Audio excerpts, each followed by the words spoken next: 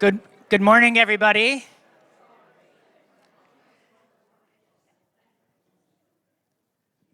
That was awesome. I mean, we are ready for Rosh Hashanah, getting people who are happy to be talking to be quiet to listen to a rabbi. Thank you, everyone, for being here. It's really exciting to be beginning the second year of Mercaz and Mercaz programming, and to really have such an esteemed group up here to kick off the year, but also so many new faces.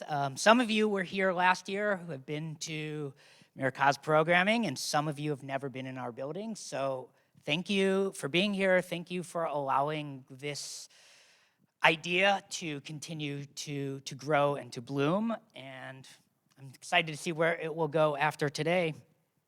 Mercaz sets out to answer the vital questions that are facing Jews, to probe the issues facing Jewish leaders, and to have that conversation with, or at least in front of, the Jews in the pews, and hopefully some Jews who avoid the pews, and to figure out how we can use Judaism to be the technology that can make our life better. I invited Jodi, Shoshanah, and Jill here today to do all of that. The goal originally was to have a discussion about what it's like to be a Jew in America today, with the elections and the high holidays looming, and to touch on Israel. But of course, it would be wrong to ignore the moment that we're all in.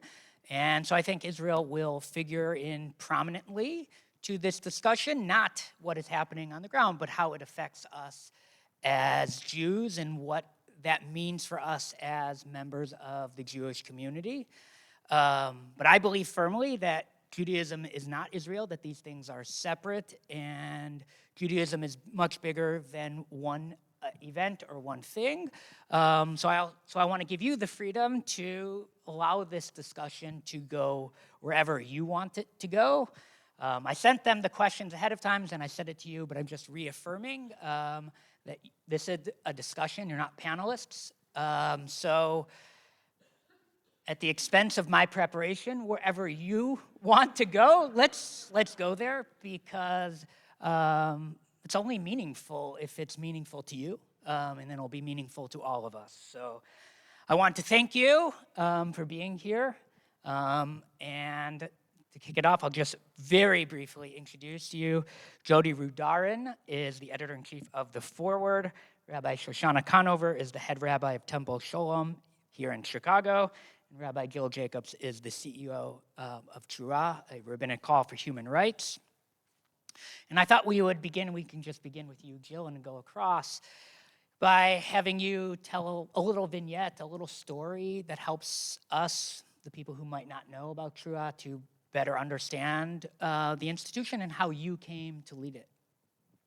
Great. Well, I'm going to tell two very short stories because it'll give a sense of a couple of different areas where we work. So the first story is that in February 2017, I don't remember what exactly about the Muslim ban had just gone down, but something had just gone down about the Muslim ban. And we had a conference of rabbis gathering in New York, and we organized a protest. And there was a march that wasn't just rabbis, but lots of other people, mostly Jewish, but not only, joined in. And then we did, as part of that, an arrest of rabbis outside of the Trump International Hotel. And as we were sitting down, it was, I think, 18 of us who were sitting down to be arrested, we heard the crowd just start chanting, "That's my rabbi." And it was this amazing feeling of it wasn't like, oh, that's my actual rabbi from my actual synagogue that I belong to. It was more like, those are my rabbis, those are the people who I want to be my moral leader. And it was spontaneous, and it was really beautiful and meaningful. And then the other story is more recently when Netanyahu was giving his speech in Congress at the end of July. And I'll actually give you a shout out here to my colleague, Rabbi Jenna Shah, who's sitting here, visiting their family in Chicago by nice chance this weekend, who organized, we had worked with is a group of Israelis with Unacceptable and a number of other progressive Israel organizations to organize a protest, but also Torah, with Jenna's leadership, organized a Shacharit service beforehand, before this protest. And so we were davening, and as we were davening, groups of pro-Palestine protesters were kind of coming out of Union Station. We were right across from Union Station, and some of them started kind of yelling at us or just trying to provoke a little bit. And then they saw the signs that people had, which said things like, "Stop the war, deal now, bring them home," like words that, of course, make 100% sense together, but you don't often see together. And people were just kind of confused. And there were actually some conversations that some of our rabbis had on the margins. And it was this moment of just confusing the categories, that like you could want the war to stop and the hostages to come home, and actually those go together. They're not in opposition to each other. So do you want me to answer the second part of the question? Why don't we maybe we should do the anecdotes that come back around, or you want me to keep talking? Keep talking. Okay. So how did I come to lead Trua? Yeah. Okay, so I'll try to make that very short. So I was ordained at JTS, the Jewish Theological Seminary, in 2003. And as a rabbinical student, I figured out that I wanted to do social justice work. I had no idea what that meant. Now it's like a whole field, the Jewish social justice field, and there's lots of rabbis doing justice work, but it was not in the air, really. And so I was, during rabbinical school, I was doing a lot of work in Harlem with a tenant organizing group and volunteering in a labor union and just trying to figure it out on my own. But the idea that there would be jobs in Jewish social justice, I had no idea what it would be. And that's when actually the story comes to Chicago, because my first job out of rabbinical school was at the Jewish Council on Urban Affairs, which many of you know, which I had never heard of until they advertised a job by chance. But I was really lucky enough to come to, the organization was started in 1964, so I was here in 2003, and learned very quickly about that historic work, and was really glad to be able to do work in Chicago on local issues. I feel like things that I don't normally say when I'm talking will make a lot of sense, like trying to prevent the destruction of Cabrini Green and working with the Day Labor Center in Albany Park, and just a lot of work that was happening, I guess, 20 years ago. But I know JCUA is still doing good work today. And then I was went back to New York. I was at what was then Jewish Funds for Justice, is now Bend the Arc. And then I was in Israel in 2009, 2010, and I had a fellowship. I had a book that I planned to write. My husband was doing his year of rabbinical school at his Israel year for JTS, and we had a newborn when we got there. And because my husband's family is Israeli, they're Israeli immigrants, and so it means that our kids also have Israeli citizenship, and it meant very practically that we very quickly needed 2 passports for a 4-week-old baby, which is, I'll just tell you bureaucratically, not easy, and we failed, actually, and we showed up in Israel with 1 passport, an American one. Not easy, I have to say. We're very proud of ourselves, and they basically said, well, she's an Israeli citizen, she can't come in with that passport. They let her in. Long story, but eventually we got her the 2nd passport, and then I just realized, here's this tiny baby, she's that big. She was 4 weeks old, and she has basically two of the weightiest passports in the world. We always say it's the 2 passports that guarantee you'll be hated pretty much anywhere you go in the world. And I felt like I can't only work on U.S. domestic issues anymore, because I have to make sure that also Israel is a place that my kid, at that point 1 kid, but now 2, could grow up. I want them to feel like they could live in the U.S. or they could live in Israel, and they feel comfortable in both places. And I want both countries to be places that I feel proud of, that are living out a justice vision. And so I just quit my job that I was supposed to go back to, didn't know what was going to happen, finished a book that I was working on, and then came back, and really Torah fell in my lap. It had started in 2002 by a group of rabbis who wanted to start something parallel to Rabbis for Human Rights in Israel, the Israeli organization, and they wanted to organize American rabbis to work both on U.S. and Israel issues. The first campaign was about state-sponsored torture under the Bush administration, and it was an opportunity to be able to work on both domestic and Israel issues, which usually organizations choose one or the other, and it felt really like it gave me a lot of integrity to say, I can be a rabbi and be committed both to the place I live, which is the United States, and also to the Jewish state, and not have to choose between the two. Amazing. I could listen to you all day. That's why I was like, okay. And I'll just also say what a pleasure it is to be here with Jill and with Jodi and with you, David. Thank you so much. And by the way, I do hope we get to your questions, because they are some of the best questions I've actually seen ever, like really posed for a panel that's really not a panel but a discussion. We'll see. So I'll just say that Jill and I actually met when we were rabbinical students in New York, and I was at HUC, you were at JTS, and I was someone who had done seminary summer, so I had gone through organizing training, community organizing for workers' rights, and so in New York we were both very active in different social justice organizations and also movements, and really trying to get our fellow classmates to get more involved. And some of the work that we did, and I don't know if you were as involved with Jews for Racial and Economic Justice.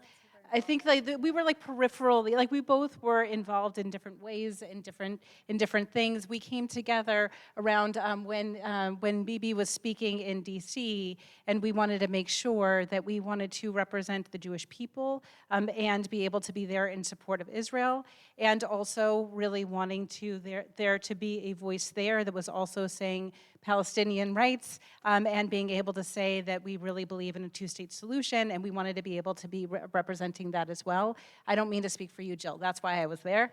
And so we got a group of rabbinical students together to be able to go there together. Wow, we sure got a lot of responses to that. Not from and by the way, not from our schools. Our schools were very grateful, but to the people at that rally. And it was a really good opportunity to both educate, be there, and also learn, that's for sure. I'll just also say, Jodi, you're not only your editorship, but also your writing this year has been especially helpful, and the Forward's move to really make everything free to people this year, I thought was such a beautiful move and such a sign of your integrity. So meeting you here personally today means a whole lot. So thank you for helping in a very difficult time. Thank you not only for helping the Jewish people and others, but thank you for helping me. So I came to rabbinical school. I wanted to do the learning. I wasn't sure exactly what was going to happen from there, and so I came in as not only an activist but a lover of text, a lover of the Jewish people, and a lover of the way in which we can be using our faith in order to try to improve the world. And I also didn't know exactly how I was going to do that. When I got to the point where I was choosing where I would go, and it was a matching process for synagogues, I wanted to go to Temple Sholom of Chicago, meaning there were so many jobs open that year that I was leaving school, but Temple Sholom of Chicago was open and I wanted it. And I wanted it because I had this beautiful experience in New York of being able to go through so many different movements, had so many different learning opportunities through the whole breadth of Jewish learning. And I saw Chicago, not only Chicago as a whole, but Lakeview. I hate to say it on the south side because it's probably true here too, but in Lakeview we pride ourselves, so you'll also tell me about the south side and how it's true here too, but that we really go between the movements a lot. There is incredible, not only collegiality and respect, but also deep friendships and relationships between all of the shuls and the rabbis there. So I loved that. I loved that this was a place that took social justice seriously, both in doing community service, but also in really looking at what were some of the systemic things that needed to be approached. I loved that they were doing some real work in that and felt like that was a responsibility of a synagogue. I loved that they took adult education so seriously. Mitchell Brown, thank you for being an incredible teacher in our program and now here as well. And so there were so many different pieces that I really wanted this job so badly, and I did not get it. So when it opened 3 years later, and they were specifically looking for a rabbi to begin doing community organizing in the synagogue, I don't know, I threw every ounce of prayer, anything I could do to like really make myself ready, and thank God I got the job. So, so to be able to now be a senior rabbi with all that that entails, but also to be leading a community that I would serve doing anything, including just being a congregant there and just learning from the other incredible rabbis, the incredible teachers, and truly the congregants there. It is a great joy and pleasure. Wow. It's a lot to be on a panel with 3 rabbis. I feel very intimidated. I will not be quoting any text. It's really great to be back in Chicago. I lived here for about 5 years, also on the north side between 2001 and 2006. And I actually stumbled into this congregation and met Rabbi Minkus about 1.5 years ago when I had spoken at the University of Chicago and was staying there, and I was in the middle of staying cottage for my dad, and so I wandered in one weekday. It was very difficult to get in and figure out exactly how to get in, but then very welcoming, and so it's been really nice to be in relationship with you since then, and I love everything about Mercaz and the idea of Mercaz. It's really so much what our communities need, openness to like opening the doors to bring people from different places and different thought places together, and then really being, I think, trying to, as you said, deal with the most challenging questions in the most open-minded way. So a little bit about the Forward. Some of you probably know some of the history. The Forward was founded in 1897. It was a Yiddish and socialist broadsheet then, and it really had this remarkable role for the next 50 years or so, teaching thousands upon thousands of Eastern European immigrants, Jewish immigrants, how to be American. And it was really the voice of that immigrant community, first on the Lower East Side and then across the country to the American body politic. There's some wonderful photographs of different American politicians and thinkers kind of reading the Yiddish Forward. And there's all sorts of wonderful archival material that literally taught people how to be American. There were guides to how to vote, not only who to vote for. At the time, it was not a C3, and they endorsed candidates, but literally how to vote. Also, things in the Vintel Brief advice column on, like, should I let my kid play baseball? What is baseball? Et cetera. I've thought a lot about the role that the Forward played in in its heyday in the 20s and 30s. There are photographs in the 1919 flu epidemic of the Forward's building on the Lower East Side, which has this Yiddish writing on it, and these busts of famous socialists, became a vaccination center. It was the place where people went to get their flu vaccines. It also, on election night, would broadcast results, and people would gather around the building to listen to the radio and hear the results. And there is really not a news organization in modern times, in our era, that serves as such a communal role. So this idea of, like, how do we reclaim that history, how do we leverage that history for the current moment, is one of the guiding strategic challenges and questions we have. I don't think the world needs exactly what it needed in 1932 from us. We do think about the idea of, the Forward is now fully digital. We don't have a print product anymore, and it is almost all in English. We primarily are a English language news source for American Jews, although we do publish a Bissl Yiddish, which I don't understand at all.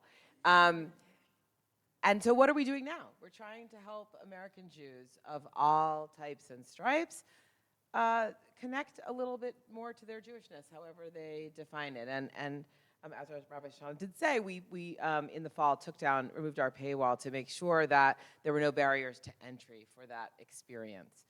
I do take there was something that Ab Kahan, the founder of the Forward, said in the early years, which about the kind of Yiddish that you would find in the Forward. And he said it was the people's Yiddish. It was the Yiddish that people spoke on the streets of the Lower East Side, not the Yiddish from on high, not the intellectuals' Yiddish. And that's very similar to what we are trying to do in English, in our digital news publication today, which is to speak conversationally to the American Jewish experience wherever people are, however they're experiencing it, and to find ways for them to connect.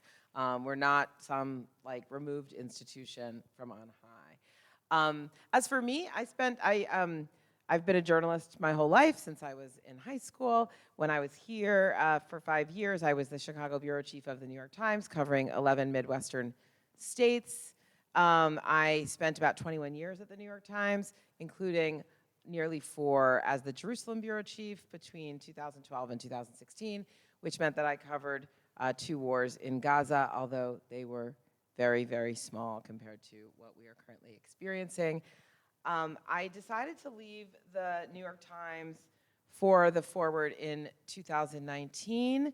Some might say this was a midlife crisis. Why do you leave the most successful journalism organization on the planet, take a significant pay cut to work for a nonprofit newsroom that is struggling to reach, to get rid of an operating deficit and reach more people? And I'm not, it's there's a lot of reasons, but the main one is that the difference between, I was involved in, I was on the masthead of the New York Times. I was involved in a lot of really, really interesting and important conversations and helping to really influence how they were going from success to greater success. And I decided that exactly who was in that room, the New York Times was going to be fine whether I was in that room or not. And as you can see, it's doing pretty good.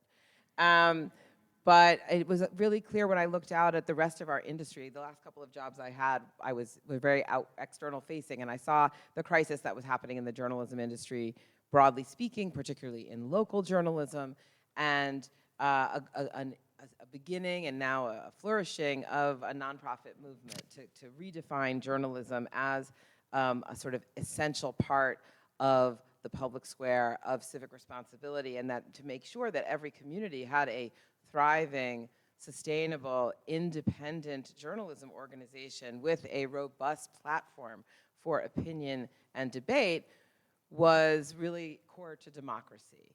And I thought that the Jewish community should be part of that mosaic. It shouldn't just be Block Club Chicago and other geographically local entities, but that we should think of that also for ethnic or cultural communities like ours. And the Forward, with its incredible historic legacy, was this opportunity to build on that history for the current challenge in the current moment. So I decided, who needs stock options? Let's try this. And my timing was, of course, impeccable, because 6 months later, the pandemic happened, and you know the rest of that story. Thank you. That was wonderful. As we were beginning, Jodi asked me if I had prepared for the high holidays. I really planned this because I knew I wouldn't have been prepared yet, so I'm hoping that this whole event will really materialize into 2.5 sermons. That's why I took this gig. I need a few columns too, so.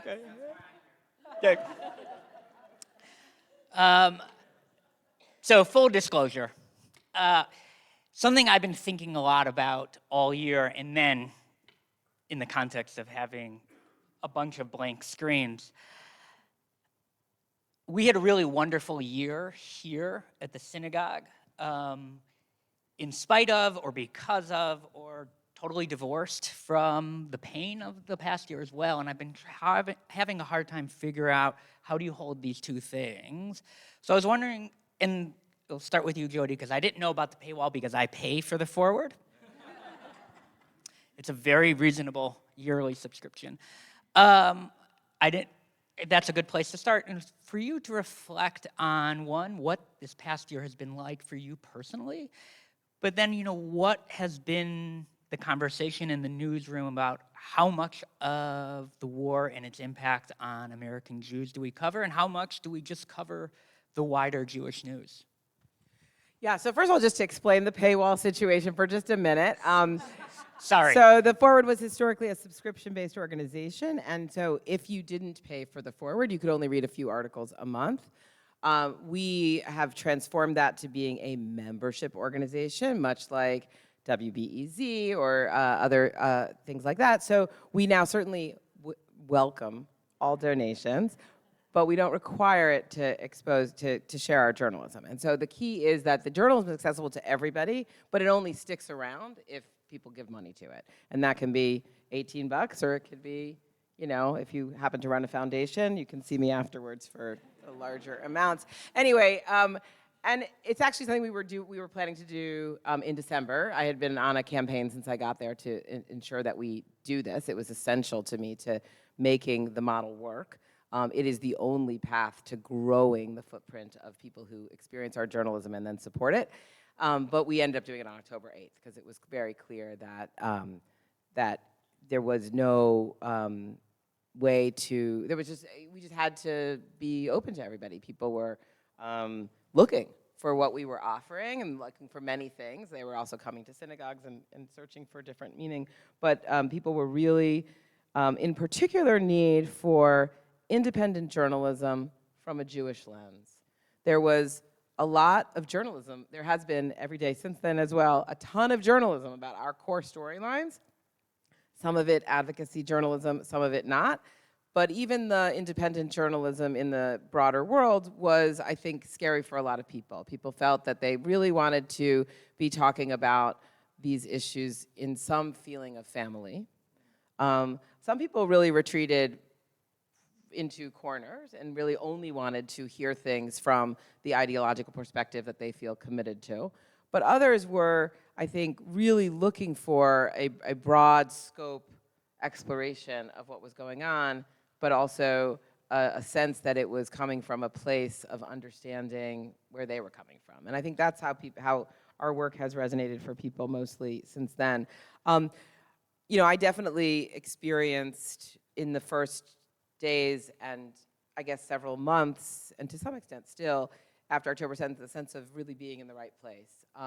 You know, I did have an extensive amount of experience with Gaza specifically and with Israel's conflict with Hamas particularly.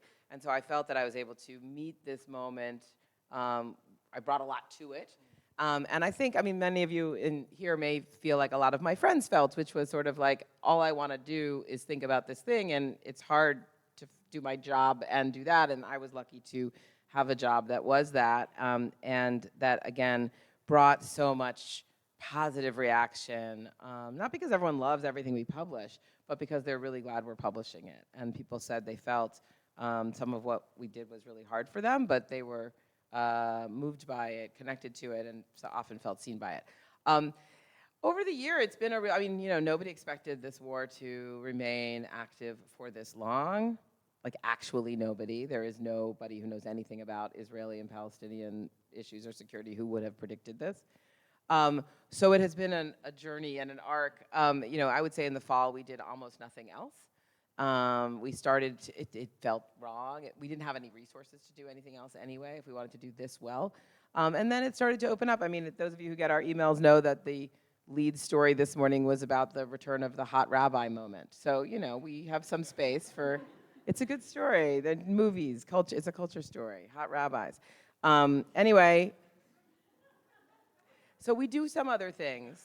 But I think increasingly, you know, there is a way that October 7th and the aftermath of October 7th is underpinning almost everything in the Jewish world. So I don't sort of apologize for that. It has been an interesting challenge for me personally about my own column. Like, it was a challenge of like, how much Palestinian perspective do I do? And then when and how do I do things that have nothing to do with it? I would say, I mean, the bulk of what I have written personally has been on October 7th or the aftermath. Last week was not, but mostly. And I think that's where people are. In your written question, I'm not sure if you said this out loud, but in your written question, you asked about joy and how do we balance all this heaviness and meaningfulness with Jewish joy, and I guess I was going to say, like, I don't know. I don't worry about that so much. I guess I feel like I do really feel like this is what the prism through which people are experiencing almost everything in Jewish life right now. And we should grapple with all that. And that people do get some joy out of that doing it. And it doesn't mean we don't laugh at things. We will be making jokes while we're up here. Thank you for your laughter so far. But I don't think it's either or. I guess that's the main thing. I don't feel like I'm like, today I'm doing joy, tomorrow I'm doing pain. It's kind of all wrapped up, which is very, very Jewish, right? So,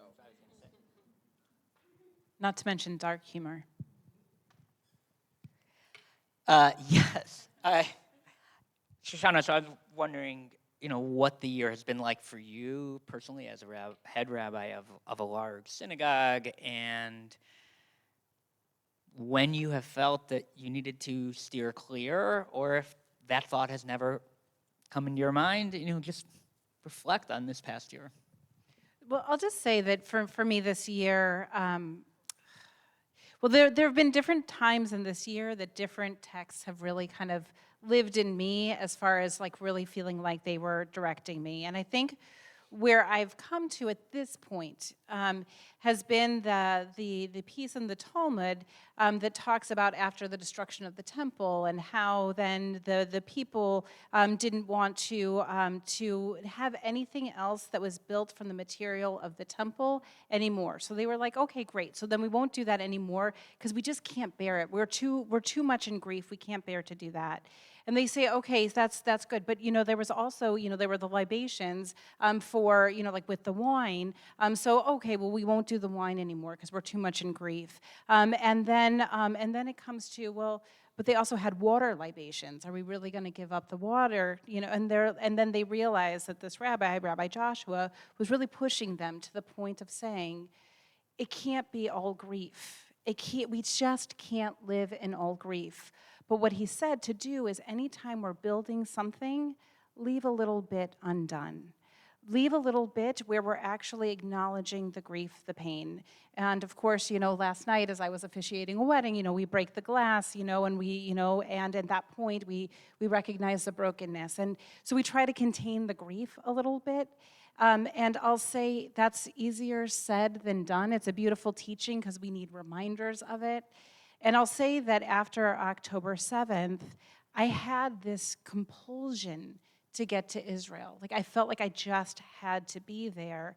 And in that time, the teaching that was living in me most was Rav Soloveitchik's, this notion of if there's pain for the Jewish people in one place, the Jewish people in another place feel it, like viscerally feel it. The metaphor is boiling water is poured on the head of a Jew somewhere, and a Jew in another part of the world actually feels it. And that's how I was feeling. And I think it's actually gone a lot both ways in this year, where I think that what I've felt is this deep, deep bond and concern for the Jewish people as a whole. And for that's been pervasive. Part of the experience of being Jewish in the world is actually that experience of joy. And so for me, I want to be able to find ways to name the grief. And by the way, this grief is so complex. And part of the reason I think that this grief is so complex is that it's ongoing. And also, there is such a pervasive sense of fear in our grief or in our emotion of what we're experiencing right now, that I just think that this is complicated stuff. And if we don't give attention to it, and if we don't name it, and if we don't experience it together with a support, then I think it's going to keep coming up in really weird, awful ways. Not to say that it's going to stave off those weird, awful ways anyway, just to acknowledge it. And I also think that that is the way of being able to then experiencing unabashed joy. And I'll just say one last piece to this, is that I feel like when we've been talking on our clergy team about what do we want to do this High Holy Days, and what is the overarching feeling, and what are we doing then to get there? And really our kavanah, or our intention at this point, is that it feels like a big congregational hug.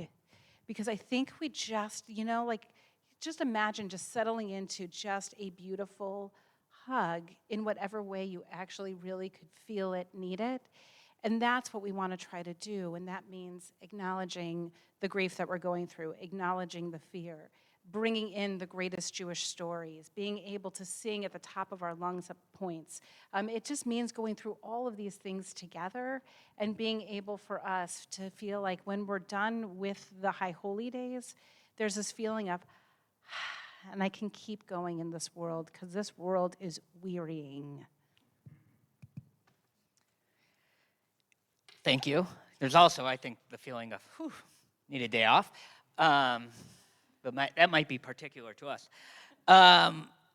Jill, same question for you, but I'm wondering particularly if you had issues that you guys were planning on really pursuing before October 7th, and did those get put on the back burner? Thank you. Well, it's interesting, Shoshana, I was thinking about the exact same piece of text, because I keep going back to that, this idea that, right, not to mourn at all is impossible, but to only mourn is also impossible. And I also think about it, a piece of Torah that I learned from Rabbi Sharon Kleinbaum, who recently retired as rabbi of CBST in New York, and was a rabbi and has been a mentor to me. And she was a rabbi there during the AIDS years, the first LGBT congregation, certainly in New York. I'm not sure about the country, but and they lost something like 90 members, really. And so she was doing funerals, 2-3 funerals a week during some of the years. And she said that during that time, when it was Shabbat, no matter how many funerals there had been that week, Shabbat was Shabbat, it wasn't another funeral. And she said because people actually needed Shabbat, they didn't need another funeral. And I've thought about that so many times over, not just this year, but so many years. And I've also thought a lot over, again, so many years about how the Jewish people have been through a lot. And there were better times in history, and there were worse times, and there were much, much, much worse times. And we had Rosh Hashanah, and we had Pesach, and we had Shabbat in some extremely impossible situations where people didn't know if they were going to survive and didn't survive. And I just really think about, I think that sense of being part of that very long arc of Jewish history. I don't know where we are on that arc, but wherever we are, it's part of something, and feeling like it's not like we only do Judaism when it's super easy. That has not been the experience. So I think about that a lot. In terms of this year, yeah, I mean, most of this year was unplanned, because for everybody, I think. So Trov tries really hard to do half our work based on US-based issues and half our work on Israel issues. So we had lots of plans about our Israel work this year, which were very different than what we ended up doing, which ended up being a lot of support for rabbis, a lot of gatherings for general community, especially the couple of days after October 7th. We did just big prayer gatherings on Zoom, and that would have hundreds of people who didn't have another place to go, or maybe they did, I don't know, but they came, and also smaller gatherings for rabbis just to reflect with each other, or to talk about what are we supposed to say this first Shabbat, or we just had a couple for rabbis to talk together about what are we supposed to say on high holidays, just to workshop ideas with each other. So a lot of support for rabbis, and then a lot of being a moral voice that's able to hold all of the things. So to say simultaneously that there's absolutely no justification for the atrocities of October 7th. There's no political justification for that.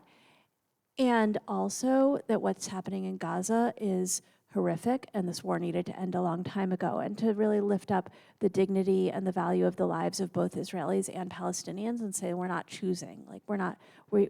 It's not like we just don't believe in a world in which you have to decide that you either care about the lives of Israelis or you care about the lives of Palestinians. And so to be that voice, and also to be the voice that is reflecting actually what's happening in Israel. If you're paying attention, there'll be 500, 700,000 Israelis on the streets every Saturday night, and in between calling for a deal that would both end the war and bring the hostages home. Whereas I started to say this before, but somehow in the US there's a story that's out there that you either want to end the war or you want to bring the hostages home, and that there's some magic way the hostages are going to come home without the war ending. And somehow that caring about the hostages has become a right-wing issue here, and ending the war has become a left-wing issue, whereas in Israel, It's all a left-wing issue because, of course, the right-wing government doesn't want to bring the hostages home and doesn't want to end the war. And so to really bring that voice that says it's all the same, we need a deal, we need to end this war, that's the only way people are coming home, which, of course, we learned really horribly and tragically a couple of weeks ago. All that said, we also are committed to doing our US-based work, which we couldn't really talk to anybody about for the first few months. Like Jodi, like you said, it's like that's what we were doing. If we had called a rabbi on October 20th and said, hey, do you want to talk about immigration? They would have thought that we had two heads or something. But also things are happening in this country. And so at a certain point, and thankfully we have staff who are primarily devoted to working on issues in this country. And so at a certain point, we were able to do, for example, we brought a group of rabbis to the border, to the US-Mexico border, and I think they were actually relieved to worry about a different terrible thing happening. And right now we're training rabbis to be poll chaplains at polling stations in 10 states where there's concern about voter intimidation, where they can be outside the polling station on election day and making sure that nobody is intimidated, that there's no, just de-escalate if there's any confrontations. And also, we have a lot of rabbis who are really glad to contribute in a positive way to what's happening here in this country. And so we are finding that balance a little more, even though I agree that everything happening, just what's happening in Israel and Gaza is sitting over every conversation. I don't think I've had a conversation this year with that, inside the Jewish community where we didn't, within 5 minutes, get there. It's over questions of how our communities are hanging together, if they're hanging together, relationships within families, within friends, within every kind of community, and also, of course, it's part of the story of the election in the US. So it's not like we can put up a barrier and get away from it, but we are trying to say, well, there's other issues out there, and we also have to spend some time working on those. Great, thank you. One of the questions that Mercaz wants to, or one of the issues that Mercaz wants to put out there is what's it like to be a Jewish leader and to have that conversation that's not disconnected from the Jews that those leaders are leading. So this is a bit of a presidential debate-like question, which is to say there's a bunch of ideas that you can jump on. You can answer the actual question or anything that is kind of jumping out at you within reason. Things are better 4 years from 4 years. The forward is better than it was 5 years ago. I'm on the. There you go. So one question I'm always thinking about is what does it mean to lead? And does that mean being out in front, literally or figuratively, or does that mean being in lockstep with the majority of your institution? And the question that I sent to you is what I'm thinking about in terms of, I think of community in terms of a tent, which I think is a beautiful and a challenging thing because anyone can come in, anyone can leave. But how do you maintain red lines? Or are red lines not important in terms of the community that you want to be a part of? And so, Jill, I'll start with you. How do you maintain the integrity of your red lines in always, and certainly now in such a heightened way? I think Israel presents particular challenges because it's more of a personal and communal issue than it might be some other than immigration, perhaps. And we were talking about this before, and you mentioned a really important thing about the red lines that people project onto you or that you're kept out of. So, how do you maintain the integrity and the conviction of the community that you want to be leading? Thanks. So I'll answer this in a few different ways. So one, Torah is really clear about where we stand morally. And like I said, the lives and the dignity of both Israelis and Palestinians. We believe that both people deserve to realize their national aspirations. We support two states, which includes ending occupation. And that's been consistent for 22 years since we started in 2002. And so we're really clear about our moral core, and then of course we have to respond to the particular situation as it comes up.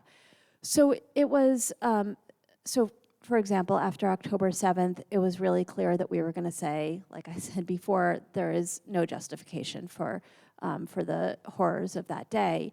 And it was also clear that we were going to, even in our very first statement that came out the first day that wasn't Chag, was that, I guess, October 9th, that we also said we understand that the time ahead is going to be very difficult for Israelis and Palestinians, and we didn't leave the Palestinians out of the equation because we were scared and we knew what was going to happen in Gaza, and so that's been consistent. And so that means that there's people who have left, mostly from the right. You know, particularly in December, we came out with a statement supporting negotiations toward a ceasefire. Or toward a bilateral ceasefire, and that was very early in the Jewish community, and there were some people a number of rabbis who left from the right, either because they wanted to or because they were pressured by donors, and a smaller number of people from the left who maybe don't want to, I don't know if people have actually left, but maybe who have chosen not to join Torah, but like that's okay, we're an organization. It's different than being a synagogue where, especially if you're a synagogue, I mean, someplace other than Chicago, where like maybe you're just the one in town. And so people can choose different organizations, like that's okay. So I think it's been really important to have that like really clear moral center, and then people decide if they feel comfortable there. But the other thing that I'll say is that about coalition work is that I believe really strongly in coalitions that work on the issue they're working on and don't work on the issues that they don't work on. And so my favorite example is that we've worked on solitary confinement with the U.S. Conference of Bishops. We don't agree with them on a whole bunch of other issues. And when we were working on an amicus brief with them on solitary, we talked about it. We just said, you know, we're never going to agree about reproductive justice, about LGBTQ rights. Like we had to say it, but then we could agree on solitary confinement that they're actually great on. And so I believe that about all of our coalitions. So far, our coalitions have hung together, but I know that's not the experience of everyone in the Jewish community. But it's been really important for us that when we're working in coalition on an issue, that it's immigration and it's not Israel, right? That like we might work with groups in immigration that we won't work with them on Israel. You know, that said, of course, when we're talking about Israel, we're going to work with organizations where we share that commitment to the lives of both Israelis and Palestinians. So we're not going to partner with an organization that that doesn't share that commitment. So just those are, but again, that's because, but maybe we'd work with those organizations in immigration. I don't know. It might come up. And then the third part of your question, the second part, whatever part of your question. So I think that, you know, the Jewish community, probably don't have to tell anybody here, has gotten way more polarized than it ever was in the last year. And it's meant that for, say, like a lot of the Jewish community doesn't want to hear about what's happening in Gaza and doesn't want to hear from organizations that do, that are talking about what's happening in Gaza or that have ever done anti-occupation work. So it certainly is meant for us that there's organizations in the Jewish mainstream that we used to have at least some relationship with, but really haven't had a relationship with them in the last year. It also means that for some parts of the farther left, including the Jewish world, that they don't want to have anything to do with organizations that are that consider themselves Zionists, that believe in two states for two people. And so that is definitely a dynamic, and I don't think anybody can predict how it's going to play out in the end, but we are certainly seeing that there's much more of a splintering, including, I think, you know, certainly in the world of synagogues, that increasingly people are finding or creating their own prayer communities that are politically aligned, which is, you know, different from, you know, sort of the people I pray with I can't talk to kind of. You know, not that you should be able to talk to at least some of the people you pray with, but the sense that like you can come together even if we don't always agree on everything over Kiddush, I think that is splintering, but I'm not a fortune teller. I can't predict where it's going to end up. Shoshanah, how do you think about red lines for your community in terms of what you speak about, in terms of who you bring in, and what that conversation is like with your community? Well, I'll say for me personally, a big red line is is somebody dehumanizing another person, people, to advance what they want to say. And once that starts to happen, that's my red line. And if there are organizations that do that, that's my red line. And beyond that, I have a very, I have a lot, I want to help our community to lean in and listen and learn and have to hear things that are deeply uncomfortable to them, and also that they're going to be able to hear it. And so that's a tricky thing, because so often the things that make us uncomfortable, we say, well, I don't need to be here. I could walk out. And I actually want to keep them in. A long time ago, I had a very big argument with a friend of mine, and we actually happened to be roommates for the summer. And we had this big argument, and she just expected me to leave. And I said, no, I'm staying. And I think it was David Hartman who said that the best thing that we can do as the Jewish people is actually get in fights, actually do really fight with each other, and then slam the door to stay in the room. So not to slam the door because we've left the room, slam the door and stay in the room. And so for these kinds, for this in particular, we are this year, and we've done this we've started working with Resetting the Table maybe 3 years ago. And Resetting the Table is really trying to help Jews have conversations with each other, and stay in the conversation across great difference. And part of what they do that I like so much is it's not saying, oh, those things that really make us uncomfortable and where we have differences, let's gloss over that and see the things that we really agree on. But instead say, let's surface those and let's name those. And how do we make sure that people feel heard, seen enough to be able to stay in the room through these. So I could tell you more about how we make decisions, about who speaks from our bima, how we're even looking at this year for who's going to be speaking from our bima and how, but that might be 2.0. Yeah, a lot of that really resonates with me as well. I think, even just thinking about, our role or my role as a leader feels a little off to me. We are primarily, I always describe myself as a professional observer, and I try to stand sort of outside and explain, explore, provoke, an analysis of what the leaders and the followers are doing and saying and why and what it means and what people's motivations are. So my sort of thought leadership, such as it is mostly about being really a mirror and a way for people to, I always say that I want people to see themselves reflected in the forward, but also challenged by it. And when you ask about the tent and the lines, I'm reminded of something. A few months into my being at the forward, I went to a conference, the Z3 conference. I think this movement might have died after, I don't know, it's still alive. Okay, anyway, it's supposed to be like a new way to think about Zionism. And at the opening plenary, this was in January of 2020, the opening plenary, the founder of Z3 talked about how he had worked at AIPAC, and then he moved to the Bay Area to run the, I think, JCC there, and realized that he had to really change the way he approached the Israeli-Palestinian conversation and programming around it. And he was talking all about that he understood that he now needed to have a much bigger tent approach. And then he started talking about where the lines of the tent should be, the poles of the tent.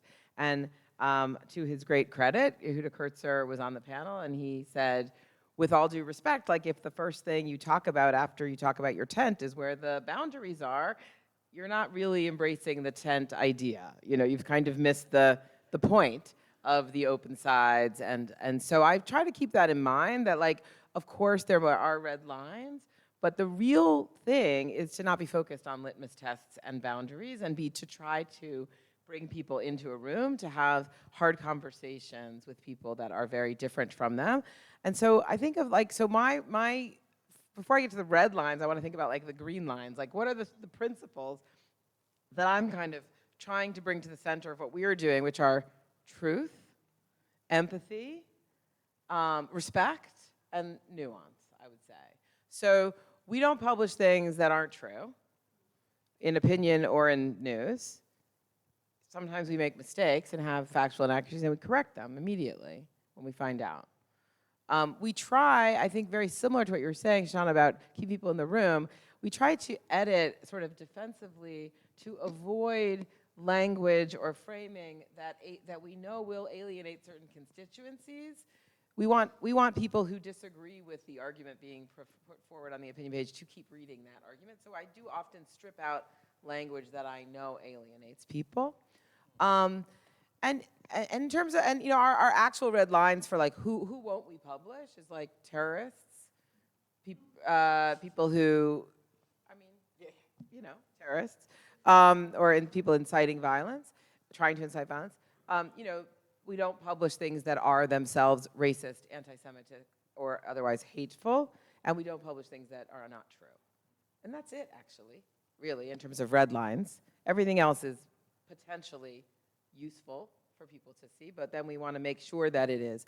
I mean, I was just thinking about this red line question this morning as I was going through some reader email, and like one email I got was about, why do you describe the West Bank as occupied? And Gaza elected Hamas. And like both of those things are red lines for me because in a way,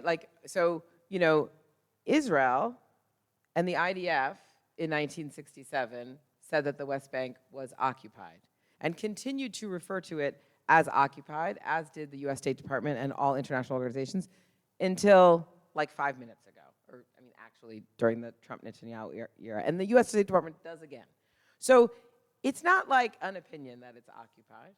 It's like that's what Israel declared and has withdrawn from only through its political ideology. Similarly, and this idea that, I mean, I write this so often to readers, this idea that the Palestinians elected Hamas, the Gazans elected Hamas, is just not true. So Hamas won a plurality, not a majority, in an election in 2004? 2006. They then had a bloody coup in which they overthrew their rival. That's how they came to rule Gaza. Not through an election, through a bloody coup. And it was in 2006. There has been no election in Gaza since then, which means that 2/3 of the people who are living in Gaza on October 6th have never voted for anybody.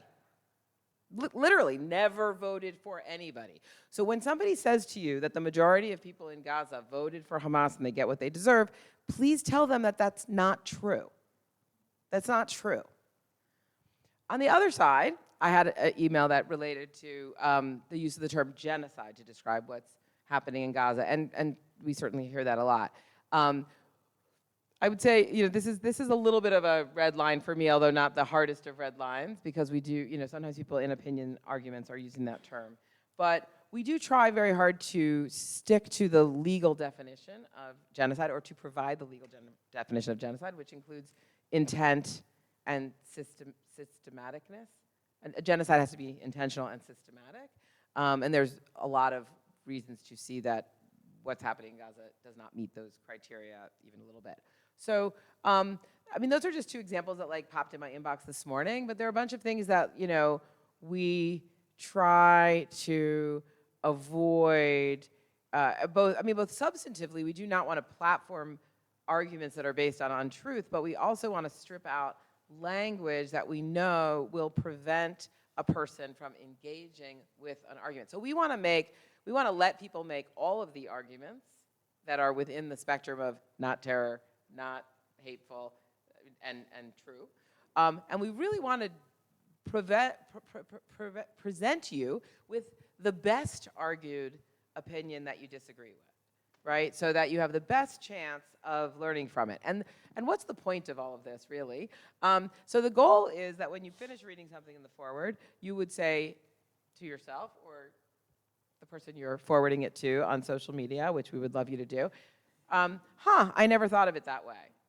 As opposed to I'm going to, change my voter registration, or move to Israel, or move away from Israel. We're not really expecting anybody to change their mind fundamentally about what they believe, or who they think they are, or where they stand on some other people's litmus tests. But we are hoping that you'll be I never thought of it that way.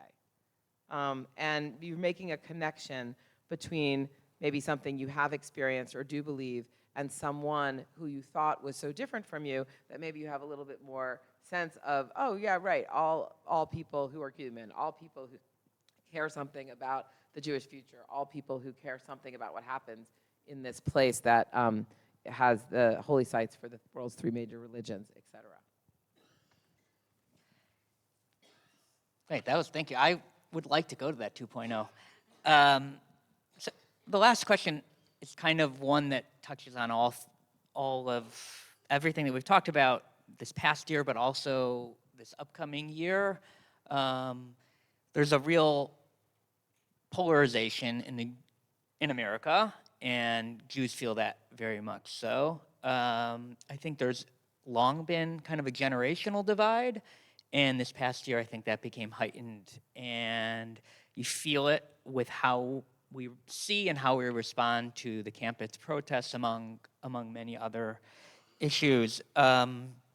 So Jodi, I was wondering what you have learned about kind of a generational divide in your reporting or other reporting from the Forward, and also how you have seen the coverage of the campus protests by non-Jewish outlets, and what are your reflections on those?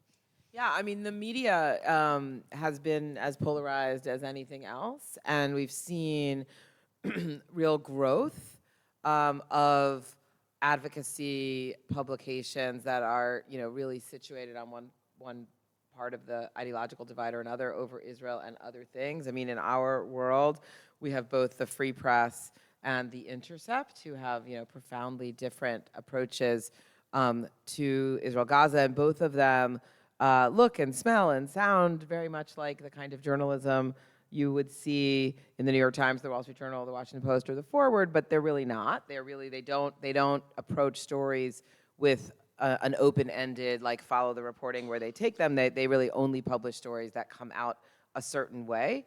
I wish them well, but that is very different from the journalism that I believe in.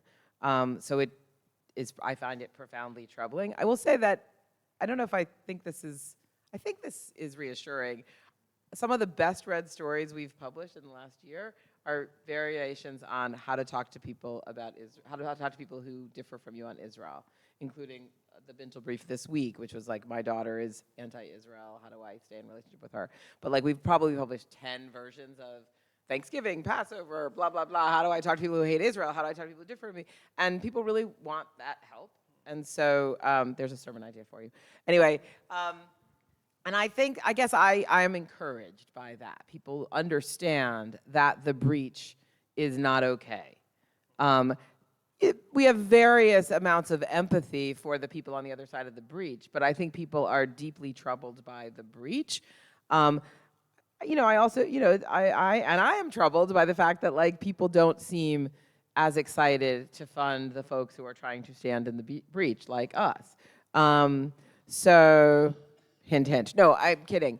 But no, I mean, it's not as sexy to, there was like a big profile in the New Yorker about Jewish currents this week or last week or something, and there have been big profiles in the New York Times about both Jewish currents and the Free Press and Barry Weiss, and like the leaders of those publications are compelling and smart, and they were really good articles about them, and like, it's much sexier to be sort of like on fire about whatever it is that you're promoting. People are not as interested in like, oh, nuance, complexity.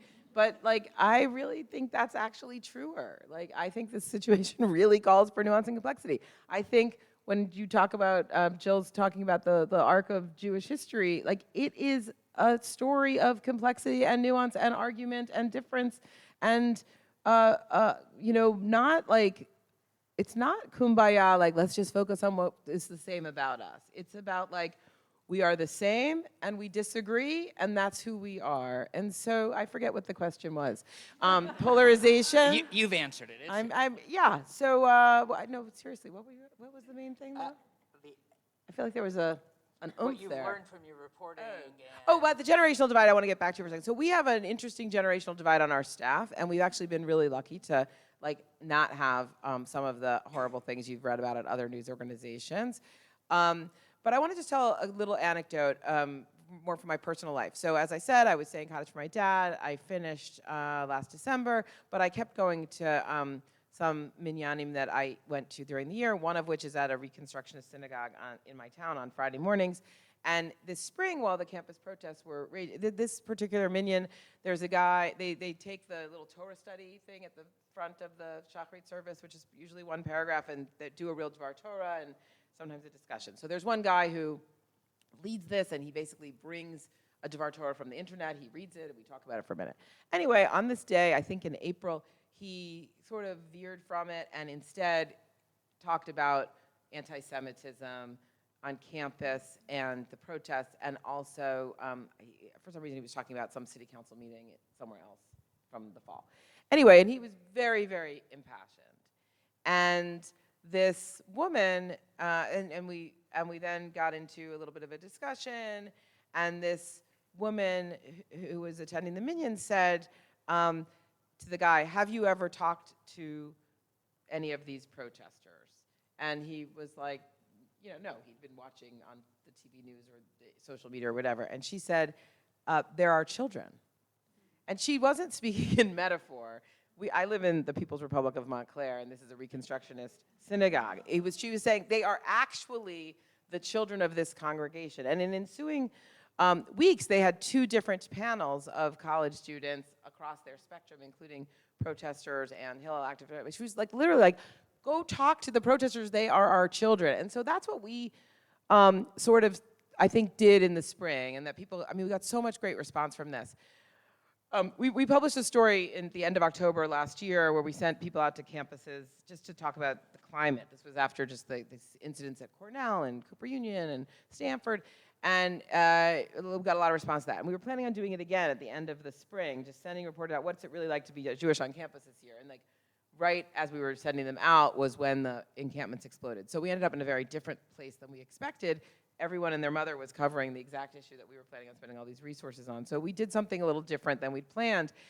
And what we did was we just did a bunch of stories that went really deep with different kids on different campuses about the experience. And we just were flooded with email about the complexity and the voices and the empathy with which we shared them. And there were Jewish kids all over the map, kids who were leading the Passover Seders at the encampments were talking, kids who were running the pro-Israel groups were talking, and plenty of kids who were like, I just want to take my finals and I'm not thinking about this at all. So I don't know how to solve the generational divide, but I do think one thing, and this goes back to the red lines question, is like, I get a lot of email that says I'm a capo or says, somebody else is not really Jewish because they're belonging to this organization or that organization. And that is, what did you say about swearing in the synagogue? It's welcomed. Okay, because that's bullshit. I do not believe that I am the arbiter of anybody's Jewishness. I suppose rabbis are the arbiters of people's Jewishness in their particular, ways. But really, I don't think it helps anybody to be, people want to be Jewish, want to say they're Jewish. Like, I want them to be reading the foreword and again, see themselves reflected in it and challenged by it. And I think that it's a weird place to put your energy, to be sort of insulting other Jews and their choices about how to respond to this moment, rather than either focusing on your own or, in my ideal world, trying to understand somebody else's by coming at it with a position of respectful inquiry. Why do you think what you think? Why are you doing that thing? How are you different from me? Instead of like, get out of the room, slam the door, you don't belong. Shoshana, Did you swear? Oh, my goodness. it's almost a parv swear. What have your conversations been like with the children of your community, your own children, families, what their experience of their students going to campuses? What's that been like? Sure. Well, I'll just say that we've been in lots of conversations with a lot of our college kids since October 7th, meaning on October 8th, already starting to talk with a lot of students on campuses. And then as the months had gone on, and they were some of the richest, most heartbreaking conversations I think I've had all across the board, because I think most were saying at our college campuses, we're not finding any center place. And so, and I'll say one of our students just graduated from college, was the editor of the newspaper, and was told by some people that she's the self-hating Jew because she believes in Palestinian lives and that they should be given dignity, attention, and she's also, but then from from other people, she's hearing that that she is a Zionist pig because she believes that the Jewish state should exist and that it should be a homeland for the Jews. And So give her my number. yeah, oh, perfect, great. Oh, actually, we might be just in the process of hiring you, one of your best writers. So yes, here we go. Oh my gosh, and for her to be nurtured by you, wow. Okay, so I'm so glad anyway, so I'll just. It could be our first shidduch. It all happened here. So as far as having these conversations, they very much mirror what Jodi was talking about, as far as really hearing our kids across the board. And for us, we have such a deep relationship with them. And so, and they were some people who were made physically in danger because of protests, and also we have people who are part of protests, and being able to really talk with them and be their rabbi through everything, I felt very grateful to be in relationship with them. I just will say, as far as polarization being at the backdrop, at the same time as there's this rise in anti-Semitism, and where we are very much afraid, and in many different ways, is that I just want to say this about this next generation, the Generation Alphas, this next generation. They're 11 years old and yet to be born, and for then the 9 years after that, that really what we're seeing is that some sociologists are calling them, they're calling them polars. And the reason why they're calling them polars is because the only environment that they have known or that are projected to know is polarization. And they've only known this kind of really friction to the point of feeling unsafe to be able to have real, not only conversations, but even real convictions. Like so what I want to talk about, we didn't get there, but for the holidays, one of the things is, how are we all going to come together generationally, intergenerationally, to make sure to change their name? To actually, what will we have to do in order to do that? Because really, it's not just like, it's a nice thing, it feels like a really feel-good project, but it would take so much work to shift not only like our society at large and be less polarized, but what do we have to shift in ourselves to be that? And so, so I will say one way to do that is to donate to the Forward. Become really up your membership there, if you know. And by the way, be able to see the extraordinary work, not only that Jill is doing, but you have so many people. Like it is amazing. There are so many rabbis in this room, and there are so many teachers in this room, and there are so many people with whom to really relate and learn.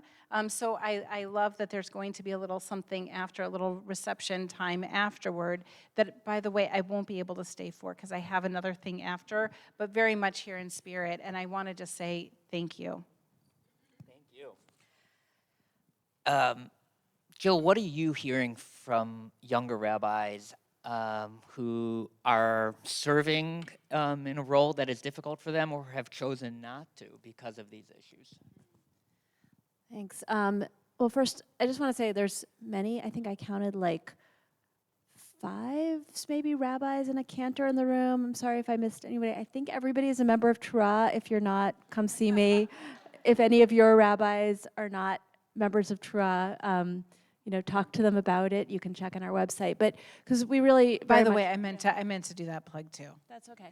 No, but I mean, I think we really very much, this has been the hardest year to be a rabbi. And if anybody had said after the Trump years, or like early Trump years, there's going to be harder years, and then COVID, and then this, it's like, I hope this is not the trajectory, but it's been the hardest year after many very hard years, and so it'd be nice to your rabbis and cantors, and a lot of our work has been talking to the rabbis who have everybody in their community, right? They have the people who are on the right, they have the people who are on the left, they have the parents who are fighting with their kids, they have the college students who are coming talking, like everybody.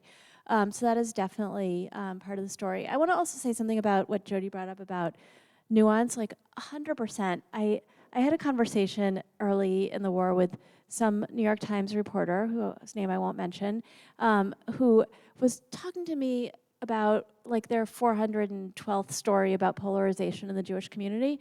And I said, well, why don't you write about the people, like there's a lot of organizations that are actually like trying to care about Israelis and Palestinians, like not only mine, there's others and other voices and other rabbis. I was like, why don't you write about that? And he was like, well, that's not interesting.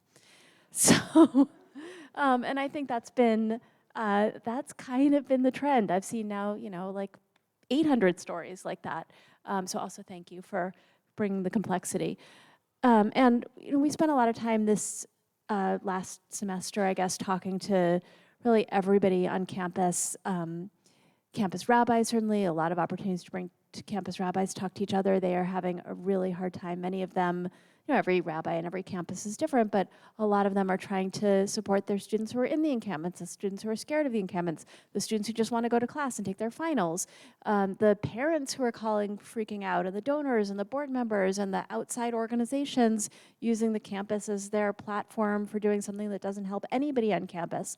And all of that is happening. And but of course, when you get into the granular details, it is much more complicated. I mean, I had conversations with students who were doing anti-Semitism trainings inside of the encampments, and students who were in the encampments and committed to being there, but also were trying to root out anti-Semitism. And like, this is a complicated story that was not being told. So I just really, another voice for having complicated conversations that aren't just the most exciting news story that you'll ever see published. And maybe I'll just take back to actually a story that Shoshanah was told before about rabbis. So like Shoshanah said, 20 years ago, it was 2002, I believe, there was a massive rally on the Mall in DC. And it was, of course, the second year of the second year of the Second Intifada. I had been in Israel the previous year, 2000, 2001. Were you also, what year were you in Israel? I was there 99, 2000. Okay, so we didn't cross over. So you got out. Yeah. So it was awful, right? Like we didn't know when something was going to blow up, and the next year was even worse.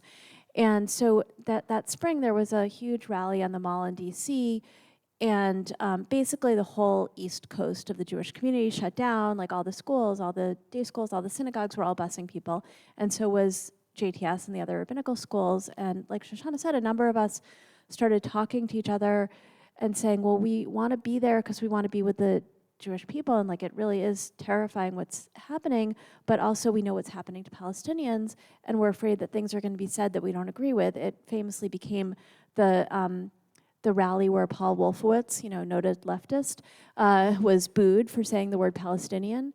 He said something about the suffering of Israelis and Palestinians, like it was the most parv statement possible, and he was booed famously. Anyway, so we went with these signs, Rabbinical Students for a Just Peace, and I mean, you you said it much nicer. Like you said, there were a lot of reactions. Like they got torn out of our hands. We were screamed at. We were called all sorts of names. Like it was really terrifying and violent. And we ended up then writing a letter to a bunch of leaders of Jewish organizations asking for a meeting. We never got any meetings. We got a lot of criticism and the quotes in the press about us and the future of the rabbinate. So like that was 20 years ago. And it came up for my class when people, so it was a year, I was ordained in 2003, so this was a year before, and members of my class were asked about this in their interviews. And so like, fast forward, right, and a few years ago during the last Gaza war, there was a letter from rabbinical students and that prevented that some people didn't get jobs or internships or are still being asked about it. And now, right, so like this is kind of, every generation has its own version of that. Before that, there was Brera, which was the generation of rabbis before me, right? This is like not actually a new thing. It's just, everything new is, everything old is new again. And so, but of course it changes, the particulars change. And so there's often a dynamic, I think because, I don't want to say this too broadly, but because rabbis have maybe spent more time in Israel, a year in rabbinical school or time before, just time going every year, whenever they go, then many of their congregants, it means that they're, again, this is not true of all congregants or all rabbis, but it means that the rabbis often are seeing some of that texture, and it's often dealing with congregations that don't want to hear about that complexity. And so, again, it changes forms, but I think it's a constant battle, and it's something that we've heard about Torah over and over, that rabbis will say, look, you make me less vulnerable because I can say, well, I'm part of Torah, and we say this, and we're 2,300 rabbis, and then it's not just on them. The other thing that I want to say about, the other thing that I wanted to say is that, we have a generation that, I don't want to say too broadly, but a lot of younger people who just really want nothing to do with Israel, who don't think that it should continue to exist even with a Palestinian state next to it, and who see Zionism as something that is inherently only violent and inherently only about destroying Palestinian lives. And I really blame the broader Jewish community for that. That like we have a Jewish community that, I grew up, like my formative moment was during Oslo. And I remember going to an AIPAC conference when I was in college. They would send students for free. And it was like the middle of, it was like 94, 95, something like that, before the assassination. And like these speakers would get up and say, the forever undivided capital of the Jewish people. And I was like, I am a college student, and I understand that you're going to have to divide Jerusalem if this is going to go through. And like, it was as if Oslo wasn't happening. I didn't know that AIPAC was actively trying to kill it until much later. And it's like we have a Jewish community that just like for decades has defended occupation and has called out almost any criticism of Israel as occupation as anti-Semitic. And so then it's not really a surprise that you have a generation that's grown up saying, okay, well, if Zionism is defending occupation, then I don't want any part of that. This is an article I actually wrote for The Forward, an opinion piece I wrote for The Forward, right? Like, imagine if we instead had a Jewish community that had spent 50 years trying to end occupation and fighting for, like, really fighting for two states, not just saying the words, but actually fighting for it and putting money and resources and everything into it. We could just not be in this situation anymore. And I don't even mean about younger Jews. Like, we could not be in the situation of having this war happening or having any wars happening. We have no idea what, you can't really argue on a counterfactual, but I really, and I see that the response from a lot of the mainstream Jewish community has been to really dig in and insist on the things that they've been insisting on for like the past 50 years, and guess what, it hasn't worked. So maybe it's gonna continue to not work, and maybe instead our community should put our resources toward finding solutions rather than preventing anybody from pointing out the problems.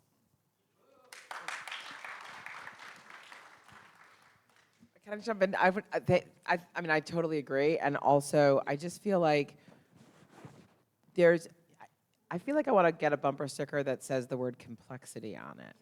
I had one on my computer that said nuance, which is my other favorite word. But it's like, I think that the thing that troubles me most is the idea of Jews rejecting complexity or not grappling with complexity, which it feels like I feel like this is the thing I love most. There's like singing, and then there's grappling with complexity. Those are my two Jewish things, and some food. But like, no, it's like, this is literally our history is all about complexity and struggling through it. And we are constantly being like, what about this side issue that makes that argument difficult? Or what about this other text and this other text? And by the way, do you know those people over there think something different? And it's like, that worked for like, what, 3,000 years, whatever, some number, lots of years. And now we're like, oh, wait, on this, it's not complicated. It's like super simple. And if you don't agree with me exactly, I don't want to talk to you.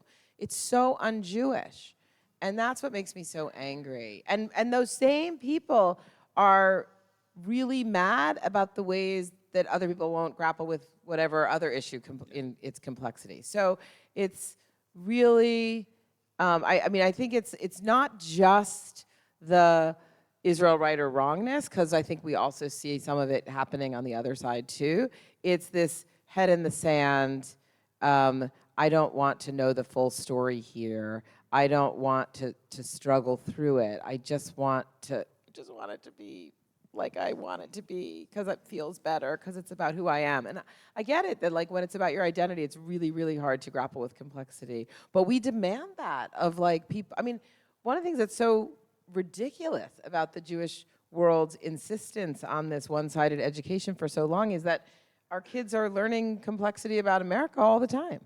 You know, they're grappling. So we should grapple. Maybe it should be grappling with complexity. That would also account for distracted driving. We should grapple and we should schmooze and eat. Thank you to our wonderful panel speakers.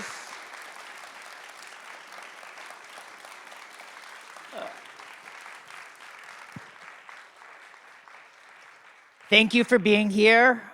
Be nice to your rabbi if they don't give a good sermon. But thank you for being here. I want to thank Hannah. Everything we do here it is really in partnership. So thank you, and I hope everyone has a wonderful day today.